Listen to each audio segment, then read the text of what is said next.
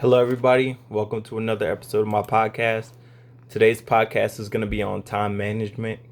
And as usual, I'm going to start this podcast off with the quote: like lack of direction, not lack of time, is the problem. We all have 24-hour days. And that's a quote by Zig Ziglar. Now, before we get in the podcast, I know you'll notice if you're watching my video on YouTube that it is completely pitch black in my room right now where I'm recording. The reason for that is because the light is like literally like right above me, behind me. You can kind of see it, and it creates like a blinding glare on my video. And I don't want that to be like the central focus of my video. So I'm learning how to take pictures and do angles and stuff like that. So it's a work in progress. So I'm just trying this out to see how it works. See if you guys like it. If you don't like it, let me know. But this is mostly for my YouTube watchers, my YouTube subscribers. Nothing's going to change as far as the recording of the actual podcast. So let's get into it. You heard the quote by Zig Ziglar. I don't know why I'm having such a difficult time. Zig Ziglar. And that's just basically saying, we're all equal. Not maybe in our talents and abilities, but we're all equal in some basic principles of life. And one of those basic principles of life is that we all have the same 24 hours. Like nobody has more times in the day than I have, no matter how rich or how much you work out or even how much you time manage, you can't have more time than 24 hours. Now, the key with time management is how much you can get done effectively within that 24 hours. And that's the purpose of time management is living a life intentionally instead of waking up and just doing whatever happens to you, just going with the flow kind of in the day. You wake up with a purpose and an intent and a mission and a goal in mind. And time management helps you to move ever closely to that goal in a strategic, calculated manner that's measurable. So you can look back over your day and say, hey, maybe I have done this and this helps me move closer to my goal, and maybe the things that I have done by and large haven't helped me move closer to my goal. So time management is a very key component of our lives.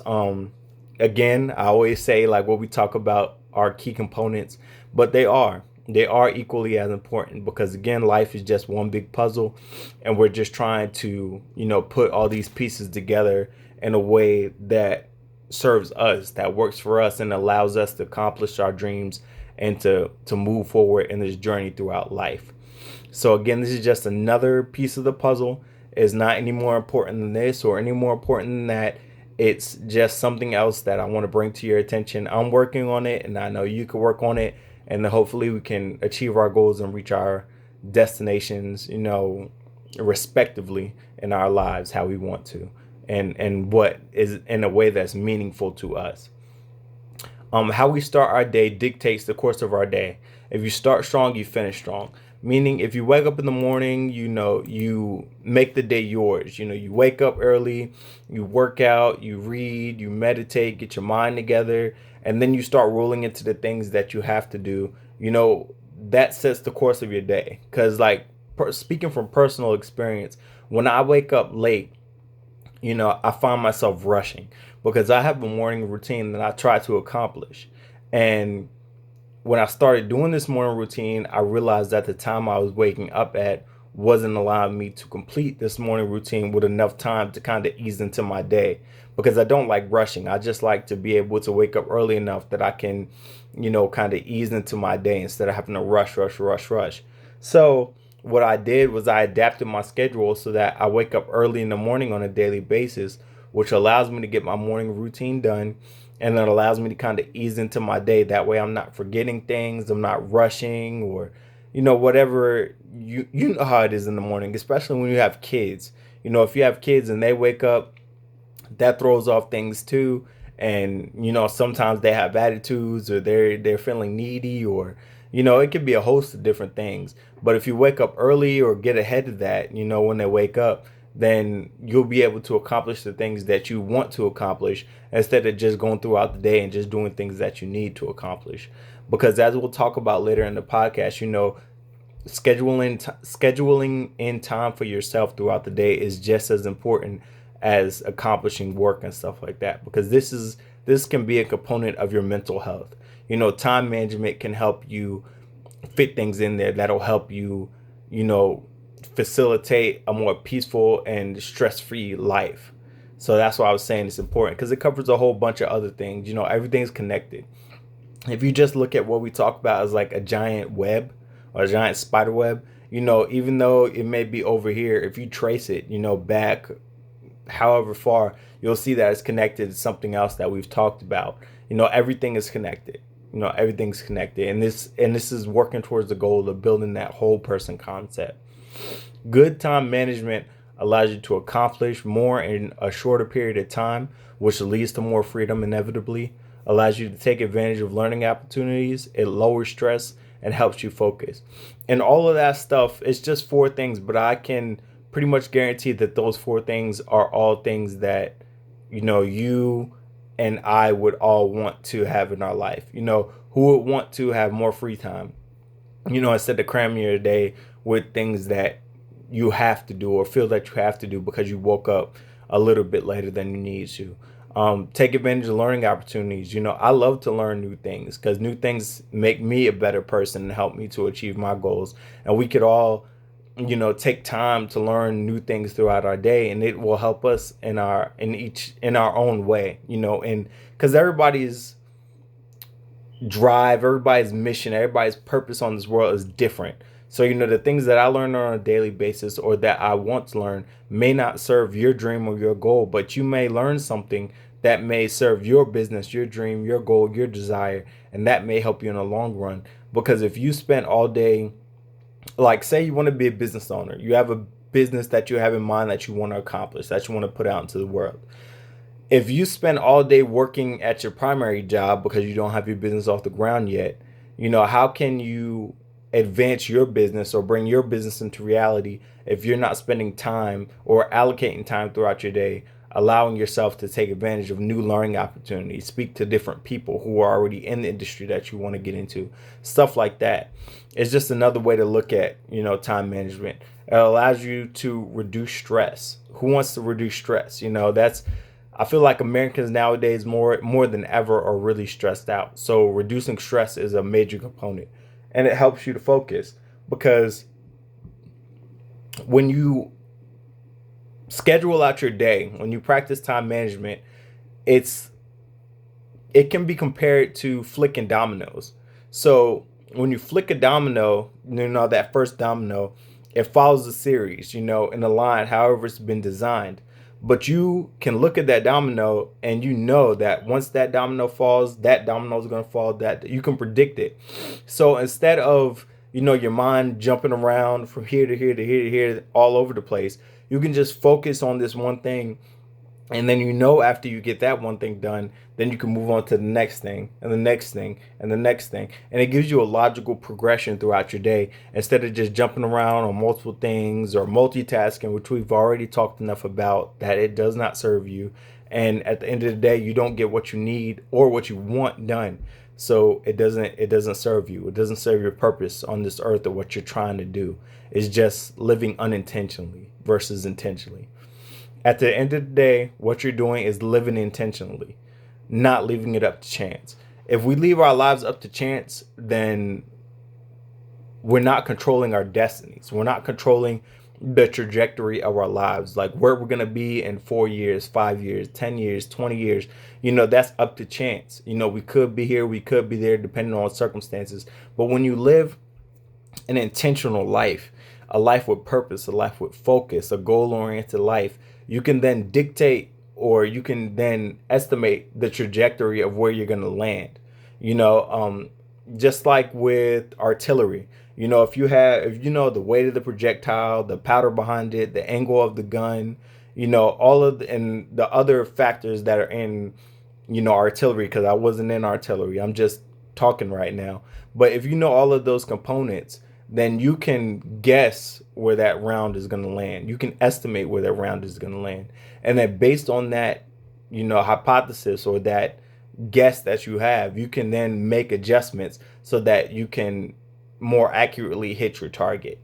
If you want to find out more about, artillery and stuff like that, that's one of those things that you could take time out of your day to learn, and then apply it to what we're talking about, because I just like to make comparisons. That's how I learn, and I figure that's how I can best convey my message to other people, is by making comparisons. A lot of my comparisons, again, are from the military, because that was a very transformative point in my life. But just compare things to what to make them easier. So how can we make this decision process easier? How can we divide our day into, you know, a domino like structure? Like, this is what I'm going to do when I come up to this. This is what I'm going to do when I come up to that. Basically, delegate and dictate your day. So what you can do is you can create what's called a decision matrix. And basically, when it comes to the tasks that you have to accomplish throughout the day, you have 4 choices that you can make, 4 decisions that you can make. You can do the task, you can defer the task, which is delay it to a later time, later date. You can delegate it, give it to somebody else to do, or you could just delete it. You could drop it all together. So what you could do, if you're a visual person, you can go on your computer, you can use a piece of paper, whatever floats your boat, and you can draw do in one square, you can draw defer or delay in another square, you can draw delegate in the other square, and you can draw delete in the other square. And then for all the tasks that you have to do, you can separate it and sort it into these 4 different categories. And that'll help you move throughout your day, because you won't have to get to that task and then make a decision, what am I going to do about that? And that's wasting time, and that's wasting energy. If you just wake up in the day and plan your day out, you can already have that stuff already knocked out. So then your day just flows, like how we discussed that domino analogy.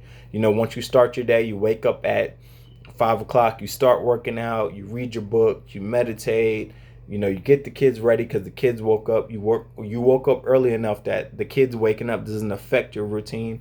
So now the kids waking up is something that's planned for. It's not going to take you by shock. And you're still going to be able to get all of this done before the kids wake up. So now the kids wake up, that's just another domino. So then you move past that, and you move past that, and then you're at work. And then at work, you have tasks that you have to do while you're at work. Then when you're done working, now you're at home, you're building that time for yourself.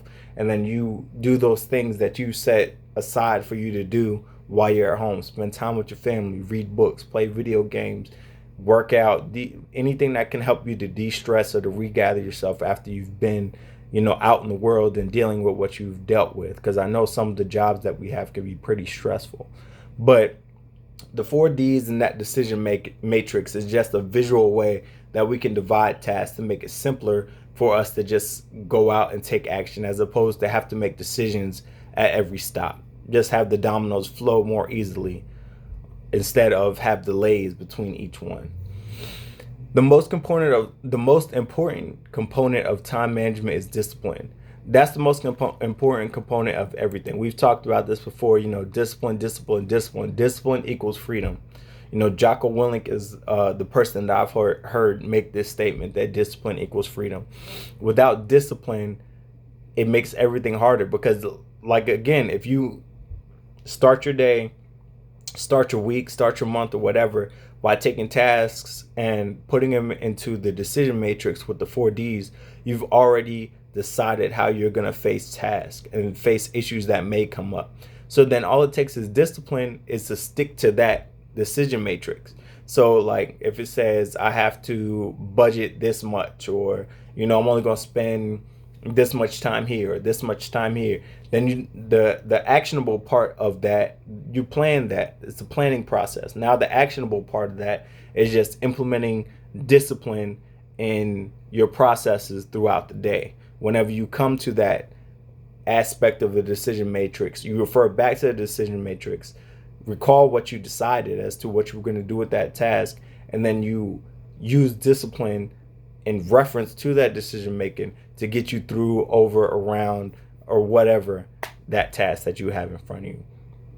So when we refer to discipline, it's not discipline to only stick to the decision matrix, but discipline to be present. And what I mean by that is, like, if you have a goal in front of you, or you have an objective in front of you, something that's part of your decision matrix, you need to be present in that moment, right then and there, nothing else. For you individuals that are in school, whatever grade, because you're going to do this in every grade except below probably middle school. But if you're writing a paper, you need to be present writing that paper, because a simple paper that might take 30 minutes, an hour to write, if you're busy doing this, busy doing that, text on your phone, talking to this person, watching YouTube, that paper that only might have took 30, 45 minutes to write now takes 2, 4, 6 hours to write. And it was something simple that you could have knocked out, but because you didn't have the discipline to be present, to just be focused on that one task instead of trying to multitask, you now have wasted precious time that you could have spent doing something else. If you would have just had the discipline to just sit down and knock that paper out for 45 minutes, now you got the rest of your day to do whatever you need to do, whether that's other assignments, built-in time that you have for yourself, meet up with people, or text on your phone and watch YouTube. Just do something that's, kind of thoughtless. But I'm speaking to myself too, because I've been there. College, high school, middle school, there were times where I kind of procrastinated, didn't want to write the paper, didn't want to do the math homework, didn't want to do the research for the paper, even though the paper wasn't due the next day. And it ended up costing me time. But when you're young, you really don't know the value of time. But time is something that you can't get back. Time is your greatest asset, because money, you can spend money, but you can get money back. But time, you cannot get time back. Once time is spent, once time is gone, that's it. There's no going backwards. You can only move forward in the span of time. You're moving in one direction continually. You can't go backwards. You can't stop. There's no rewind. There's no pause. You just got to keep going. So it would behoove us to use our time in the most effective and wise manner that we possibly can. Because again, tomorrow's not promised. Today could be our last day. That's not being like grim or, bad news bearer or whatever. That's reality. Tomorrow isn't promised.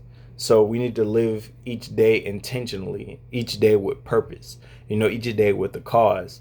And one of the most meaningful ways that we can do that, one of the most intentional ways that we can do that, is by being a steward of our time and watching what we do with our time and how we use our time. Don't get overwhelmed with the work. Make sure to generate time for your family and, most importantly, yourself. We've talked about that. I know a lot of people want to be successful. A lot of people, want to change their lives and do great things. But we get, from my experience, the people that I've been in contact with and been around, and I've seen their lives and stuff, it just seems to me that people get so bogged down in their work that they don't make time for their family. They don't make time for themselves. They don't make time for their health. And then as time goes on and that stuff gets neglected, it can lead to problems, problems in relationships, problems in marriage, problems in your health, because you're not giving it the attention that you need to give it. So it's just as important to build in those breaks and those times to just pause and maybe do something thoughtless, like just watching videos on YouTube, or maybe text on your cell phone or something like that. Not to excess, but just a brief break so that you can kind of chill and come down from just the monotony and the pressure of always having to perform. And we've talked about that. The brain can only work for, I think in our last podcast, or the podcast before last, we discussed how the brain can only work for like approximately 60 to 90 minutes, something like that. And then you have to build in a break. That's what doctors and scholars say. And this is the same thing. You can only work and grind so much and so hard throughout the day until you're going to have to build in some type of break or some type of pause where you can kind of regroup yourself and get yourself back together and then get back in the fight. So as usual, when I give podcasts of this nature, at the end of the podcast or towards the end of the podcast, I usually give some type of list of takeaways, stuff that you can kind of implement on a daily basis to kind of help you manage your time or help with the information that I've been giving you. Just some like key takeaways that you can implement like right away, that you can just look at in the show notes and be like, oh, this is what he talked about, instead of just having to review the whole podcast. Like, these are just 10 quick, tips that help you master your time. And as usual, I have the reference for the full article in my show notes if you listen to it on Anchor, my podcast on Anchor. So number one is figure out how you're currently spending your time. You have to know what you're doing now in order to be able to dictate where you want to go. If you know that you're not waking up early enough, like the example I gave earlier with myself, I wasn't waking up early enough in order to get my morning routine done. So I adjusted my schedule so that I now wake up at 5 o'clock, which gives me ample time to accomplish my morning routine before my daughters wake up. So I had to sit back and look at how I'm currently spending my time, what I want to accomplish, and what I can do with my time in order to get the best, profit, the best creativity, the best functionality out of my time. How I can make my time work for me instead of working for my time. Create a daily schedule and stick to it. That's just planning, the 4Ds, the priority matrix, create a daily schedule on Monday and then let that schedule apply throughout the week. Something that, you don't have to think a lot about, because thinking it takes energy, something that you can just do, kind of like the domino example that we were talking about. You just flick that first domino, and then once you do it, you're just gone. You just take on the day. Of course, there's going to be things that happen where you're going to have to adapt and overcome, but that's life. We talked about that, the ebbs and flows of life and stuff like that. And then have the discipline to stick with that schedule. Again, which we've already talked about in this podcast. Prioritize wisely. This is specifically talking about the 4Ds. Decide what category your tasks fit in and then prioritize them based on those categories. I'm going to take care of this first. I'm going to delegate this to somebody else to do. I'm just going to drop this all together because I don't got time for it, and it doesn't help with my productivity throughout the day. Just put it into the decision matrix and then prioritize it from that point forward. And it should make your decision process a lot easier, and it should take a lot less energy for you to expend or expel throughout the day. It should just make it a smooth transition. Of course, at first, this stuff won't be easy, and it's going to take some time until you get into a groove and you figure things out and stuff like that. I'm still working on it. I'm not perfect by any means, but it's just tips so that we all can grow, because life is a journey. It's not a destination. So this is just another tip, some more tips in our journey towards our final destination. Group similar tasks together. If there's things that are similar that you can get done in the same time frame or in the same, period of time that you've allotted to one task, but these tasks are similar, group those tasks together and then make it one big task, and then be present and devote yourself to that task or to those tasks, get them knocked out, and then move on to the next one. It goes back to the decision matrix. The next one is avoid the urge to multitask. Multitasking is not our friend. We've had a podcast about that already. We do not multitask. Multitasking does not serve us. Assign time limits to tasks. This way you don't get bogged down doing one thing all day. If you want to devote so much time to this, do it for an hour, do it for 2 hours, get you a little break, and then move on to the next thing. And if it's so important, then maybe move on to it later on in the day. But don't bog yourself down trying to accomplish this one task, so much so that you're not able to focus on the other tasks. A term in aviation, or that like war pilots used to use back in the day, I'm sure they still use it nowadays. I'm almost positive they still use it nowadays. But it's something called target fixation. And, pilots used to, fixate on their target so much that they're not looking at the things around them, like other things around them, their gauges in their cockpit that's giving them information that's vital to them flying in their position and stuff like that. They're just fixated on the target. And being fixated on your target is not a good thing, because you miss the detail and the minutia that's happening around you that can give you other critical information that may be as important to the mission as what you're doing now. So assign a time limit, take a break, back away from it, and then go on to something new. And if it's something important, still assign a time limit, take a break, and then get back on it. Build in buffers, breaks. We've been talking about that this whole time. It's important to take breaks. The brain can only work for approximately 60 to 90 minutes, and then you need to build in breaks, because after that you start to daze or you start to go off, and the mind starts to do, what the mind likes to do. So, and we've all been there, we've all experienced it. Learn to say no. That's the next one. And that's an important one, because a lot of times, we become yes men. Like, we'll be doing something and somebody will come by like, hey, I need you to do this, get this done. It might be a superior, it might be a coworker that needs some help. And we prioritize ourselves last, and we say, yes, I'll take this on, or yes, I'll help you do this, when we know we have a full day of work. And sometimes we can't help that.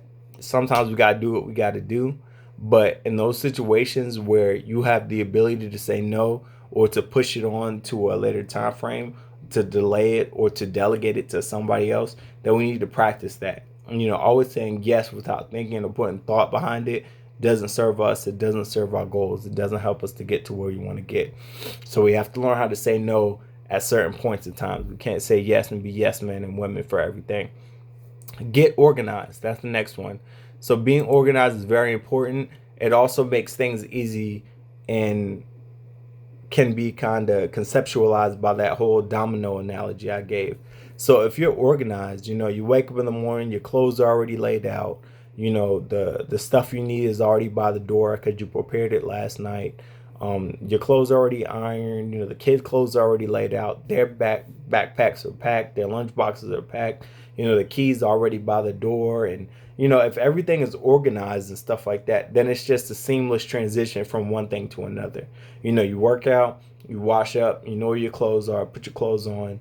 The kids are waking up, you can get the kids ready, you know where their food is and all that stuff. So if you just organize things, it's a logical progression from one thing to another, and you don't have to expel or expend that energy, thinking or looking for the key. Where do I put the keys? Or where are my clothes, or where's my watch, and where's my wallet? If you place all of that stuff ahead of time, you're setting yourself up for success. Same thing at work.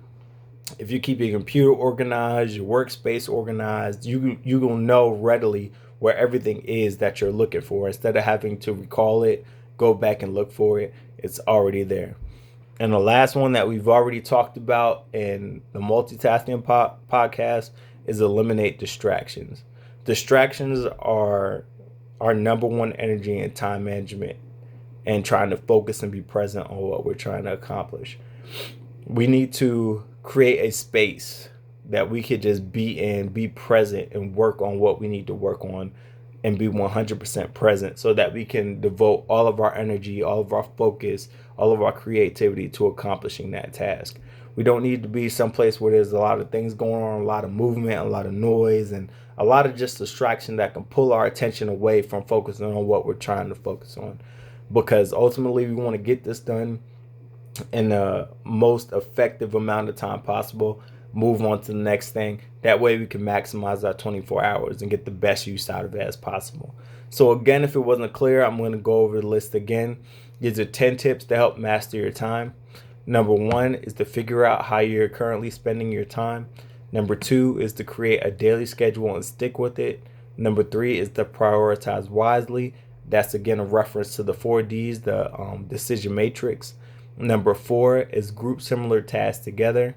Number 5 is avoid the urge to multitask. Number 6 is assign time limits to tasks. Number 7 is to build in buffers or breaks. Number 8 is to learn to say no. Number 9 is to get organized. And number 10 is eliminate distractions.